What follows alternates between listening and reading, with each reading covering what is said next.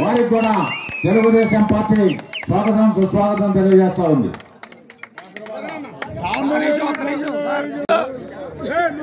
మొత్తాన్ని కూడా పార్టీలోకి ఆహ్వానిస్తూ వారికి కూడా తెలుగుదేశం పార్టీ స్వాగతం పలుకుతూ ఉంది.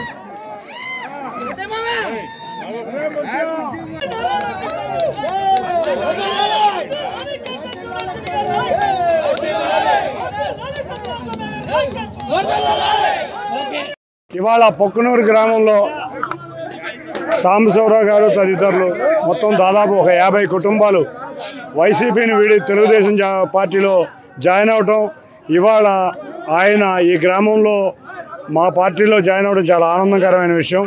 అంతేకాకుండా మనం చూస్తుంటే గత 10 రోజుల నుంచి ఎన్టీఆర్ జిల్లా మొత్తం మీద ఏ గ్రామం వెళ్ళినా వైసీపీని విడి కొంతమంది మంచి వ్యక్తులు ఇవాళ రాష్ట్ర భవిష్యత్తు కోరుకునే వ్యక్తులు తెలుగుదేశంలో చేరుతున్నారు.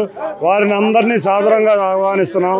కొంతమంది వ్యక్తులు ఇవాళ జిల్లాలో 60% తెలుగుదేశం ఖాళీ చేస్తా అన్న వ్యక్తులకి ఇవాళ ఈ జాయినింగ్లు చూస్తే భయం వేస్తుంది.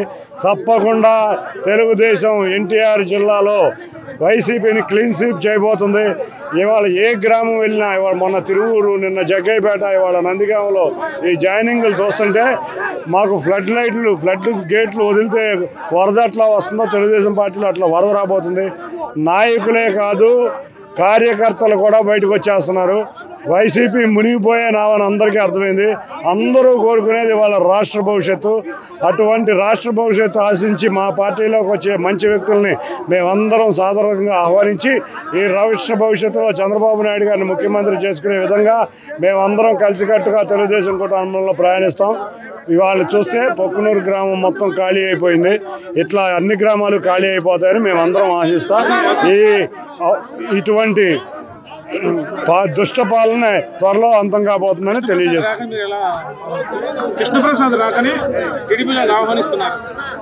మంచి వ్యక్తులు కొంతమంది వస్తే మా అధిష్టానం తప్పకుండా ఆహ్వానిస్తుంది. ఎవరైతే ప్రజల చెంతన ఉన్నారో, ఎవరైతే ప్రజల సమస్య కోసం పోరాడుతున్నారో అటువంటి వ్యక్తుల్ని ఆహ్వానిస్తాం.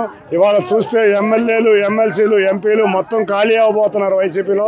కానీ మా నాయకులు వారు ఎవరైతే స్వచ్ఛందంగా ప్రజలకు సహాయం చేస్తారో, ఎవరైతే మంచి వ్యక్తులో అటువంటి ఒకళ్ళిద్దరిని తప్పకుండా తీసుకుంటాం.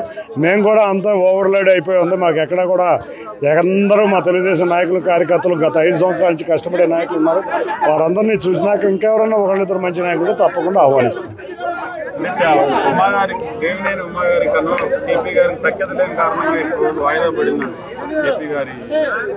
అవన్నీ మా అధిష్టానం చూసుకుంటుంది. వాళ్ళ కేపీ గారికి, ఉమా గారికి సఖ్యత ఉందా లేదా అనేది మా అధిష్టానం చూసుకుంటుంది. మంచి వ్యక్తి అయితే తప్పకుండా సఖ్యత కుదిర్చి ఆహ్వానిస్తాం.